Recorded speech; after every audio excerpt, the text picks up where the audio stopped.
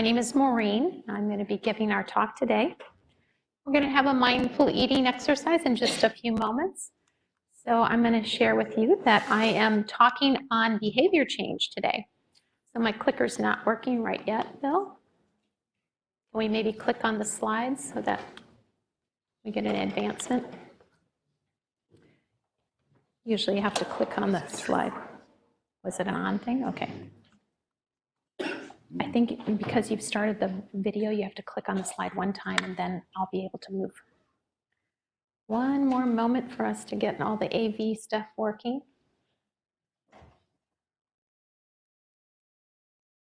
There we go. It's about behavior change today. Okay.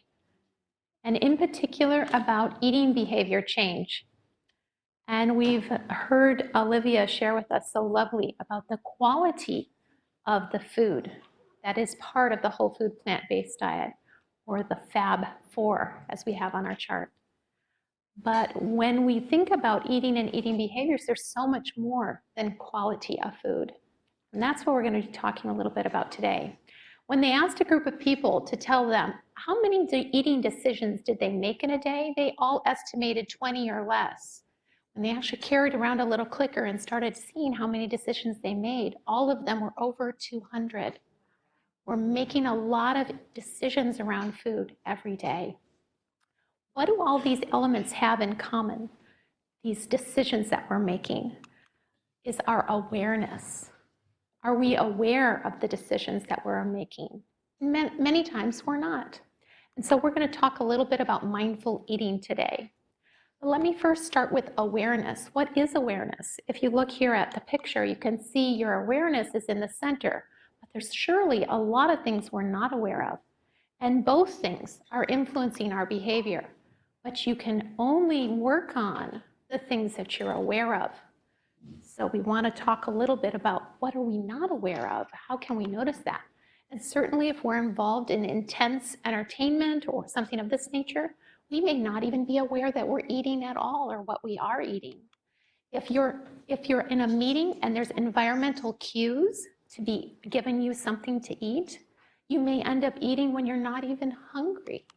And if you're part of that empty plate club, you may not even be aware that you're eating more than you really wanted, or if you even like the food that you're eating. So how can we increase our awareness? The key factor here is slowing down, okay? So when I say slow down, I like to think of the road and say, if we are on that pathway with the standard American diet and we're trying to make a sharp right turn onto the whole food plant-based diet, you know, if you're going at full speed, you're going to have a problem. That's why we want to slow down for that experience. So why does slowing down actually work? Okay, well, if you've heard about your nervous system, your autonomic nervous system, you have the sympathetic nervous system, which is that fight or flight. It's when the tiger was chasing our ancestral relative, and you feel your nervous system activated. The other side that balances out is the parasympathetic nervous system. And this is critical to our life. It's that rest and digest. And when that is activated, our brain achieves a felt sense of safety. And from that, we can actually learn. We can take in new information. When you're going with the tiger on your tail, how much new information can you actually take in? So we want to create space in our life, right? Think of your calendar right now and how tightly it's booked. If you're looking to make a change, you want to create space in your calendar so you can really think about this, right? And then the other part is using the breath, that beautiful breath. Now, why does the breath work so well? Because our big parasympathetic nerve, called the vagal nerve, lies right between the lungs. And when you take a big breath in, it's giving it a good massage. So we love to use the breath. So we're going to practice just a little bit here today, and I invite you to join me. But if you're uncomfortable doing this kind of exercise, this is your choice to do this or not.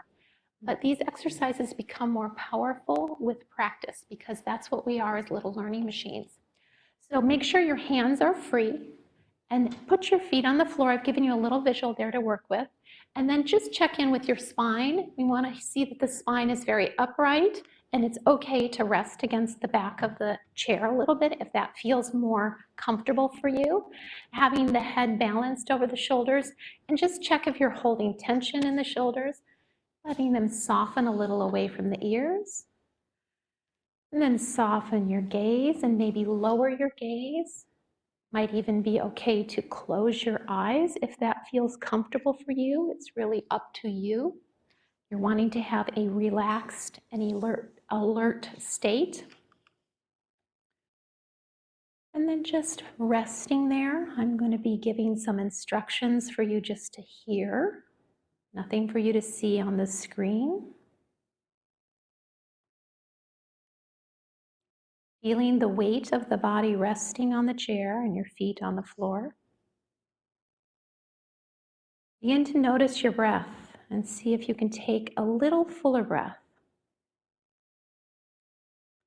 A little longer exhale.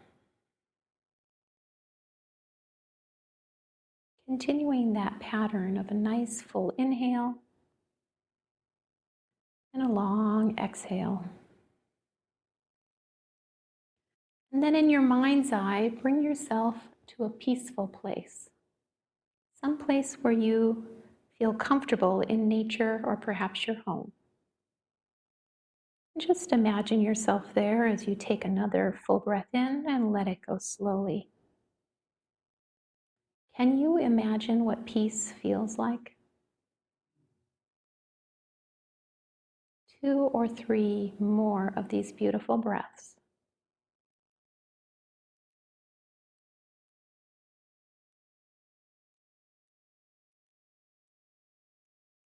Now reflecting for a moment, what brought you here?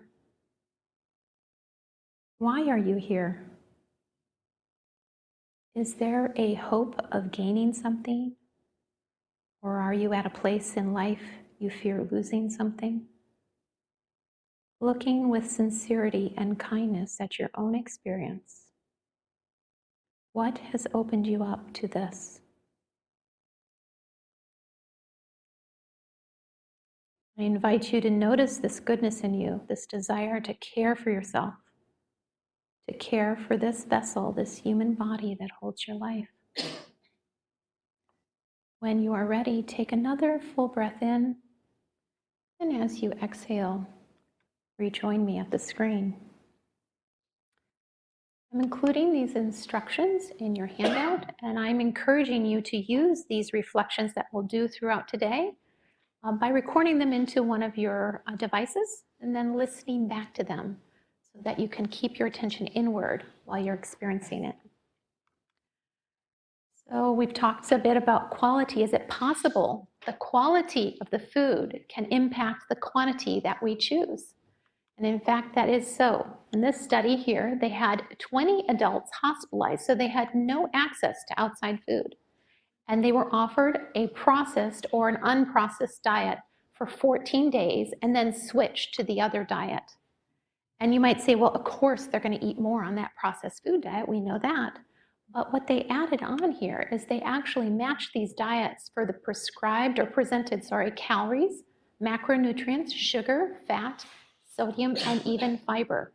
And still, with all of that matching, when it came time to the ultra-processed diet, they were eating about 500 calories a day over their energy needs. And so at the end of 2 weeks, they had gained a kilo, which is about 2.2 pounds. Fortunately, during the time that they were on the unprocessed or whole diet, they were able to take that back off. So really, it's not about you, it's about the food. Notice that they were also encouraged to eat ad libitum. What does ad libitum mean, that Latin phrase? It means at one's pleasure, right? Listening to your true hunger. So I'm giving you the hunger scale here. And what we're looking for is to stay in the green zone. 1 is very hungry, 10 very full. And we're looking to stay right around satisfied. When you feel a little hunger, you eat. And once you're satisfied or slightly full, pleasantly full, then you stop eating. So to practice that, we want to actually learn how to read that in our body And then we want to really use that on a regular basis, really trusting our wisdom rather than the external world is saying, I'm going to eat so many calories or so much because the plate is put in front of me, I finish it. We want to trust this mechanism that has evolved inside of us over millennia to be able to tell us to meet our energy needs. Time for another reflection. So getting yourself comfortable again, and just allowing your feet to be on the floor and the weight of your body resting in the chair. Take another full breath in, and if you're comfortable, lowering your gaze or closing your eyes.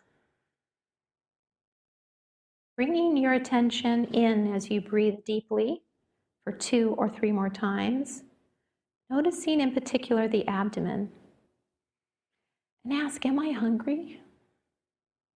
And how hungry am I? Thinking of that 1 to 10 scale, with 5 being either hungry or full, 6 leaning towards fullness, 4 towards hunger. How hungry am I today? And if you don't feel anything, that's okay too. It takes practice to tune in. And when you're ready, rejoin me at the screen. Go ahead and write down that number someplace on one of your pieces of paper so that you have that number. And if you couldn't feel anything, you can just write couldn't identify and let it be. Now we're going to move into our mindful eating exercise. And although the script is up here and I'll be reading it, I'm going to encourage you to keep your attention on your food now, okay? So take a nice full breath in and let it go. And repeat that breath 2 or 3 times. And then begin to look at the food you have in front of you. Notice how this food has come to you from the earth, the farmers, the sun and the rain, the journey that your food has taken to be brought from the field to the table. And take a moment of gratitude if that feels okay. Now open your box and glance over the meal or your bowl of soup, really noting the different foods that are present, the textures, the colors, lingering on anything that catches your attention. Lean in for a smell if you like. A full inhale and a slow, long exhale. When you are ready, decide what you want to taste first. Bring a taste of this interesting food to you and notice it for a moment. Maybe smell it again. Let all of your senses be involved. Has your mouth begun to salivate? That is a natural digestive response to aid bringing real food into your body. And when you are ready, bring this little bite of food to your mouth. You may want to touch the food to your lips or not. You decide. Feel the temperature of the food and gently place it in your mouth. Notice the flavor. Maybe even close your eyes and see if you can taste it more intensely. Often the first bite is very delicious.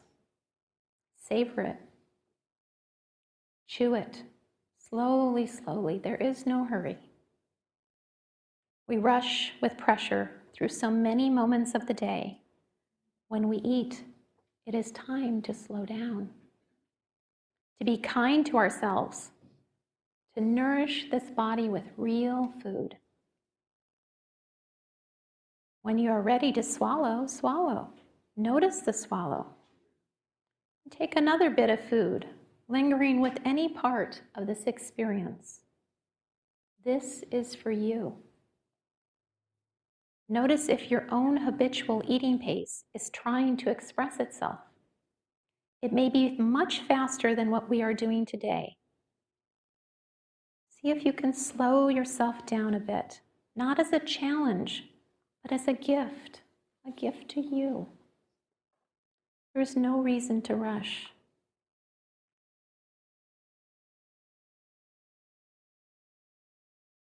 After a few bites, I'll encourage you to pause and check in with your hunger and see if your hunger has changed any. Has the taste of the food changed? Continue to use those slow, deep breaths to allow you to stay present with the practice. Relaxing while eating helps build the parasympathetic system to aid digestion. If a worry arises that you might not be eating enough, soothe your mind. You are committed to always feeding your hunger. Continue eating, lingering, savoring, enjoying, noticing, receiving this gift of food. And when your hunger is eased, set your utensil down and check in with your hunger once again, using a few slow breaths.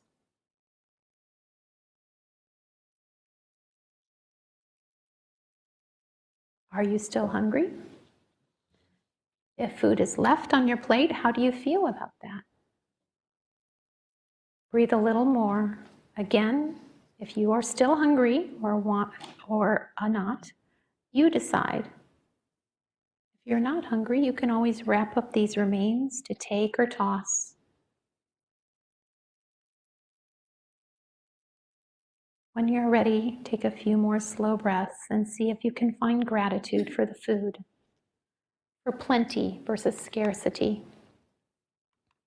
for the beauty of the human body to miraculously turn a plant into you, nourishing you. Remember, you can be kind to yourself and enjoy your food every time you are hungry. So are you committed to caring kindly for this body? Can you say, I will honor my hunger? That means eating when you're hungry and pausing, stopping when you're satisfied. And that's around a bowlful of nutrition, depending on the day and the meal. But what about when I'm not hungry? Yes, it's true. There are cravings and urges that happen. And why is that happening? One of the ways to really minimize cravings and urges is when we actually commit to making sure we have that we feed true hunger by always having unplanned food with us. Okay? Hunger lowers our willpower and resolve, and you cannot overcome millions of years of evolution. It's like telling yourself not to breathe. You can hold your breath for a little while, but you're not going to overcome evolution. The same as with your hunger. When your blood sugar starts to go down, it equals survival to eat. Have unplanned food with you prepared. Eat it when you're hungry and be successful. But why do I have this urge to eat when I'm not hungry? Non-hunger urges are fueled by our senses and the memory associated with that food, right? So examples might be you see the pizza or tacos on TV, or maybe somebody's handing you a sample, or there's some very hyper-palatable food around. Any of those scenarios, why are they doing this to us? Why are they putting that food in front of our face? Because it works. They need to make money, right? But we have evolved to survive. It's not your fault, but we can work with this, okay? So let's talk a little bit about your brain. We evolved in an environment of scarcity, right? Hardly any food around. And it was only natural, unprocessed food around us. Now, if you look at the brain of a human that is addicted to cocaine and they see an image of cocaine, this part of the brain lights up. The exact same thing happens when people see the burger or the ice cream, okay? The same part of the brain. In fact, the food manufacturers use that process, fMRI imaging, to know if they've hit the mark with certain foods, okay? So what are we going to do about that? Well, you are still the most powerful person in your own experience to work with this. And when you know better, as Maya Angelou says, you can do better. So let's learn a little bit about it. I'm going to introduce you to the urge beast, okay? When you get that urge to eat when you're not hungry, okay? And what happens with this? So this is one of those habits that a lot of us look to change in our lives, and we're going to talk you through that. So what might appear to be a large, unstoppable beast inside of you, saying you must eat this food because it's in front of you, I'm going to propose to you when you look closer, it's many tiny kitten habits, actually, that need a little retraining, okay? So let's get busy retraining these habits. So let's talk in particular about this non-hungry eating. When you're asked, I'm hungry, yeah, I'm hungry, but when you check in with your true hunger, well, I'm not hungry, something's triggering you. So I really want you to look closely on this slide. This is a critical thing to understand about urges if you're looking to take these on. So this is time on this axis, and on the y-axis we have the frequency and intensity of the urge. And when you first start to say, no, I'm not going to eat when I'm not hungry, and you used to always do that, the urge to eat is going to go up. And you are going to feel like that line is going off inside of you, okay? So we're going to talk about how to work through this using a little exercise. But those urges are going to come again and again and again, because nature is trying to get you to do what you did in the past because you've survived up to this point. But eventually you know that it's going to drop off. And this is a very susceptible point. You think, well, it's great, you have no urges. But this is where people get arrogant and they think, well, just this one time I'll do it because I don't even have that thing anymore. And if you give in to one of these elements here, you're bouncing yourself right back into that position, okay? And so what happens is down the road, you have a few blips where these urges come back to you. And you're like, why is that happening? Well, be very, very fastidious of sticking with your plan. Because when you're hitting these spots, and we've all known the smoker who's quit smoking and then, oh, you know, such and such happened and I had one cigarette and now I'm back up here smoking again, right? So this is the way to work with habits. Okay? You can argue with reality, but this is the path. So I want you to know about things that we do to ourselves. We sabotage ourselves, okay? And I want you to know this is very common. And so if you know about it, now you know how to work with it, okay? So one of the things is called what the hell effect, okay? You ate one cookie and then you're saying to yourself, well, you know, you're here down here and you had an urge and you ate one cookie and you think, oh, what the hell? I'm just going to eat the whole bag, right? Is that helpful? The other one is when you've been really good. You said, I have been so good, I deserve a treat. Well, the very thing I'm going to treat myself is the thing I'm trying to overcome. And you can undo all that you were attempting to do. So instead, what are you going to do? Releasing judgment of the past. You don't say that you're good or you're bad. If you ate the one cookie, you just do the next right thing. Okay? And how many times do you have to do it? You're on my Facebook post there. You see, it can be 18 for some lucky people, but other people have to repeat that habit 284 times before it sticks. But eventually it does stick. You are building habits, okay? How to minimize those urges, because they are bad, you don't give in to them. Stick with it. And then the second part, because it really helps to have less urges, is control your environment. Let's look what your refrigerator should look like, okay? We want to see all those things in the refrigerator that are on plan. Where is the environment marketing off-plan food to you? If it is in your house or your office, it's going to be in your mouth, okay? Don't forget that. Clear out that pantry and that fridge. There should be no off-plan food anywhere around. Because do you really want to have urges all day? Turn off the marketing to your brain on the television. Don't watch advertisements. Record your programming. Don't wear yourself down. Save it for the surprises, because there are going to be surprises. Even if you do all your work to clean up your environment, there's still going to be surprises. Move away from them as soon as you notice them. When you're done eating, wrap up your food, put it in the fridge, toss it, whatever you're going to do. Get out of the kitchen. Move to a place that is not about food so you can relax. Your nervous system cannot relax when it's being triggered. Okay? So then there's the other part. So that's the physical environment. What about all those people in our environment? Yeah, they're well-meaning. So your friend might say, not give you a hard time about going to McDonald's or having a cigarette or getting drunk, but if you dare tell them you're going vegan, you're going to have a whole world of concern from them, okay?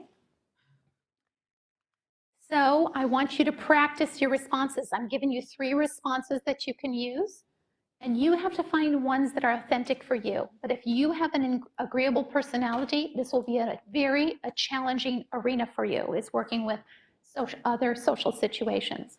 So the first thing to note is you do not have to try to convince them of anything. This is your journey. Some are curious, and we've given you a list of resources. You can turn them over to watch one of those movies or read a book if they're curious. But some actually don't want you to change because it makes things uncomfortable for them, okay? So don't get into battling egos here. We want to stay humble. This is hard. I'd appreciate your support. That's one phrase you can use. This is important to me. I'd appreciate your support. And if they're really a challenging person, then you might have to say it 3 times. I'm trying an experiment. Maybe it'll work, maybe it won't. Seems to be working for now. My doctor, you can think of Dr. Rosanna Oliveira, is aware and says it's good for me. I'd really appreciate your support. And then last, grow your whole food plant-based friends. We are most like the 5 people we are closest to. Go to fun plant-based events and meet some new friends. Okay, what about eating out of your house? This can be challenging, and we encourage you to actually minimize this a little bit in the beginning. But you're coming to work, so bring your own lunch, own food for lunch, your own food for a potluck or gathering, and make sure you bring enough to share and feed your own hunger. If you're going out, feed your hunger before you leave the house is another opportunity. If you're going out to eat with friends, eat a little something to feed that hunger beforehand so you're not desperately hungry, because what happens to your willpower as the hunger sets in? You're going to eat what's there. If you're having a restaurant meal you know about, you can definitely call ahead. I've done this many times. Call when they're not busy, tell them about your food restrictions, and they are very likely to work with you and have something right there ready for you when it's time to order. Know your personality strengths and weaknesses. And I've given you a resource at the end about the Big 5 personality test. You rate high on agreeability. This is the one that ends up getting you in trouble, is the social connections. Everybody loves to be your friend, but boy, do they try and control you. So failure to plan is a plan to fail. So the more you know, the more action you can take. What if you're in a mixed marriage, okay? And that's the case in my house, right? My pantry's on the right, but what about all that stuff in that box, okay? Why is it in a dark box? I don't want to see it. That's where my husband's things go, okay? He has a refrigerator in the garage and a big box in the pantry. So those things are off limits for me, and I don't want to be triggered. I don't want to have those urges all the time. Urges are telling you something your environment is risky. Move away to a safe, non-food environment. Now we're going to talk about habit, okay? And this is what a habit looks like. We're going to take it apart related to food. So there's the cue. You perform the routine, and then you get the reward. So when you're talking about an eating habit, you're going to be getting some kind of cue. You're going to have the behavior, and then you're going to get the reward. Now we're trying to create a positive habit. So this is an example of making a habit. I want to eat more fruit. So I'm going to set a cue. I want to know when and where. So if you're planning a positive habit that you're trying to create, make sure you've identified when you want to be cued and where you want to be cued. Oh, okay, when I'm leaving work and I'm in my car, then the behavior I'm going to do is eat that piece of fruit, and the reward is, that tastes good and it feels great. Think about what will trip you up, and then you just have to repeat that up to 284 times. And then it will be just part of you. It will support your health for the rest of your life, right there. Okay, the harder one to do is breaking a bad habit. Okay, so but we're going to go through this because it's important to know how to do it.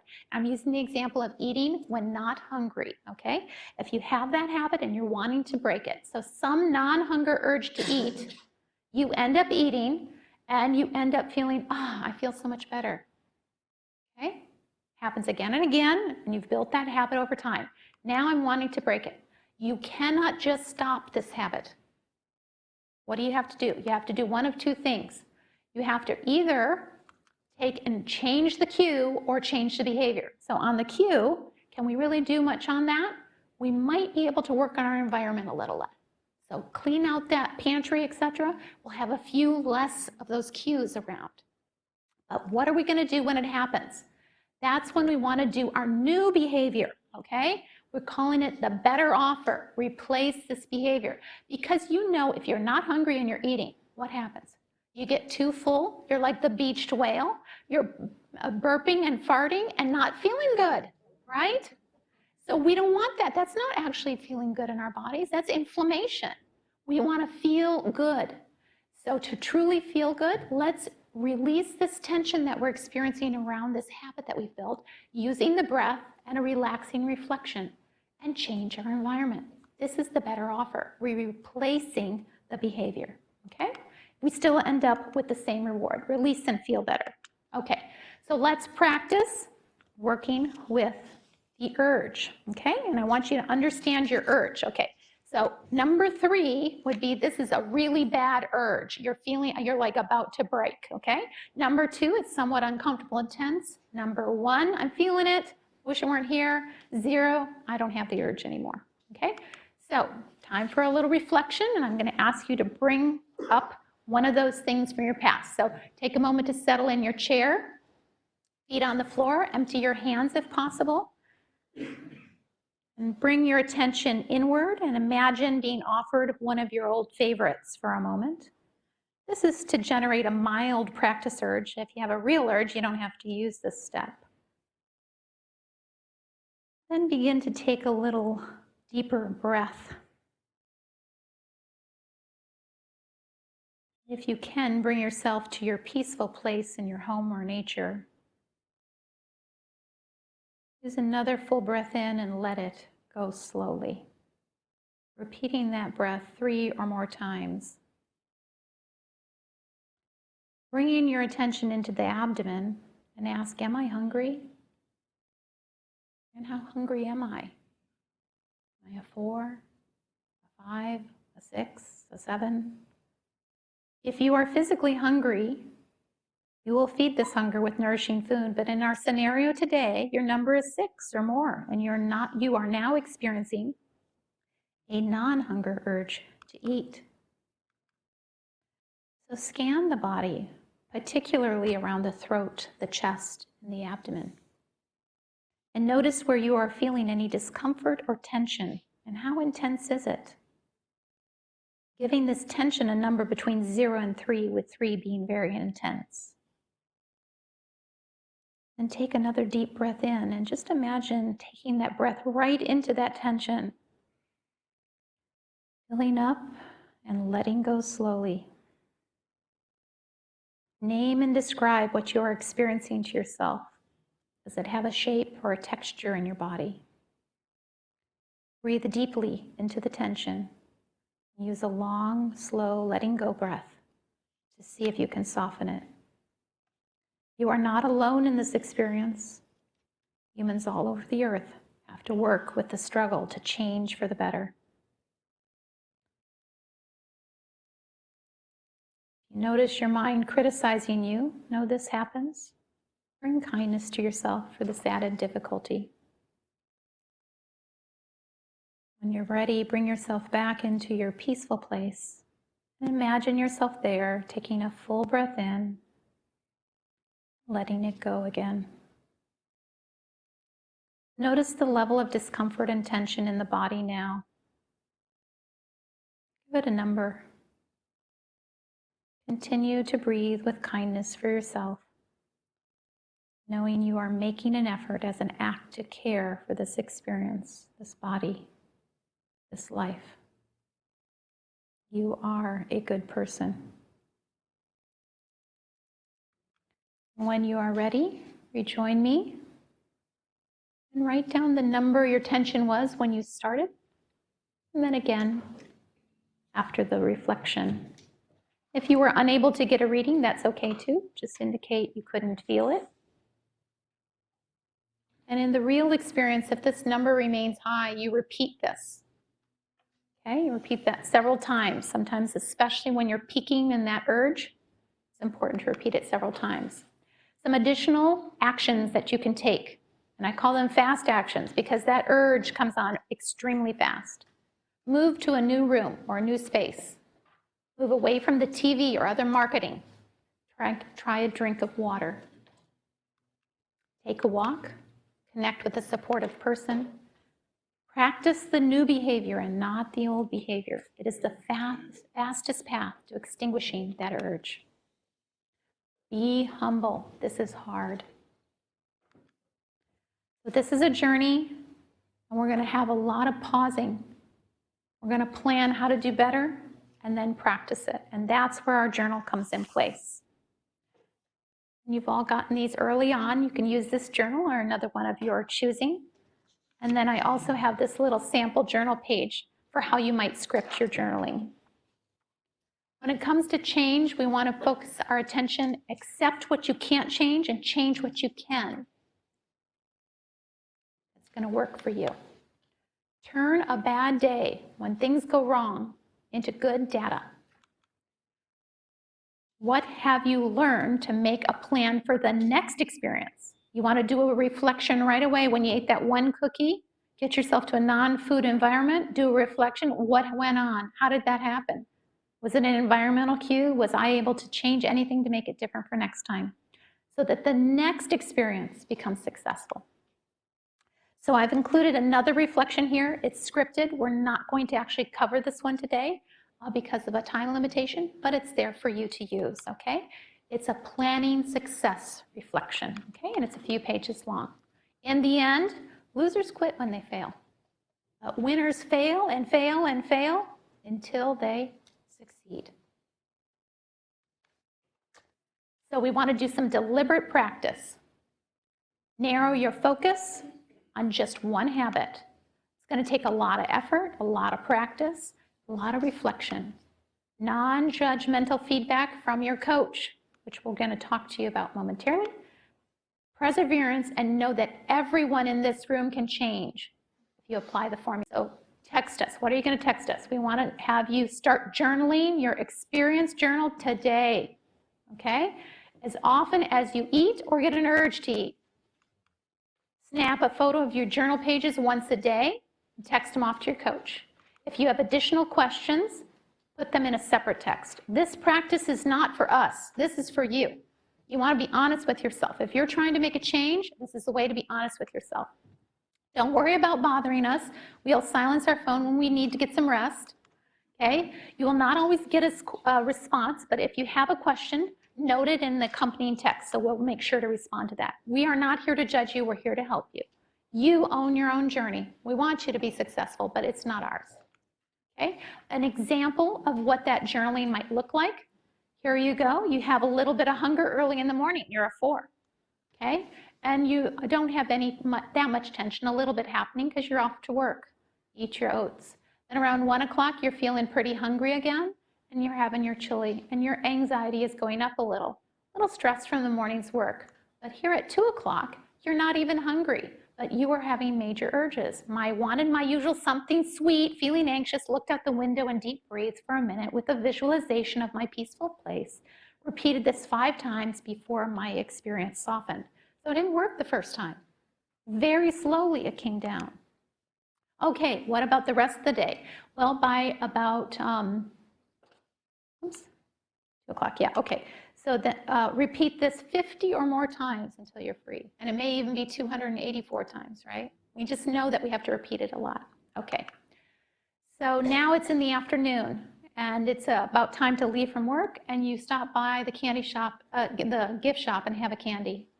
You're tired, walk past the gift shop and just ate it. Next time, I will walk out a different way and bring a different stack. Now that is talked about planning right there. What did they know? They noticed the environmental trigger, walking past the gift shop, and number 2, having on-plan food with you, right?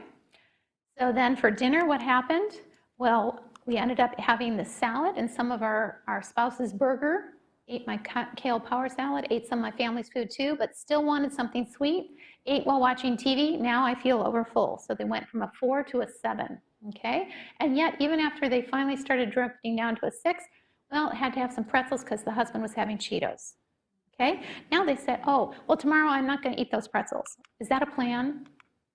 That's no plan, right? You have to have a better plan than that. Notice the TV marketing. Okay, so here's a different way of doing it. Yes, the next day they made that plan about the apple and they executed it. What happened during dinner? They still overate. So now they did a deep breathing and a reflection. This is hard. I realize I need to connect with my family when I get home. Because I'm hungry, I need to eat. I will prepare my healthy meal, which my family knows they can choose to join me in eating. Otherwise, I'm going to just let them be. Pantry cleaning again, off-plan food out of the house or in dark bins. We'll look at the window and talking with my family if they choose to join me. Okay, now we have more of a plan, chance for success. In the early reflection, we talked about your why. Please notice your why inside of you. I want it to be a power source, okay? Why are you doing this? What matters to you? Willpower will not get you there, okay? What is your compelling why? If it doesn't give you an emotional response, it's not a good enough why. Feel it in your body and feel it strongly. And repeat it. Create a vision board. We want you to have something that lets you see it. Now, if you don't want to do a vision board, we gave out these little bookmarkers here. Write on there what matters to you. A phrase that's going to really remind you of what it is, or a picture of one of your loved ones, something, or a future you, or a vacation you're going to take. Whatever it is, words and photos that help you remember your journey. Tuck it right in that journal. Keep journaling. Pause, reflect, plan, and practice. That's the pathway. Notice your circadian rhythm. Humans do very well to respond to it. This includes exercise, eating, and sleeping. Make sure you're getting enough sleep. We like to eat during the daylight hours. That's when our body's meant to eat. Batch cook on-plan food to be successful. Eat when you're hungry from the Fab 4. Stop eating when you're not hungry. Use the journal and the reflections to be deliberate. Do more of the mindful eating exercises.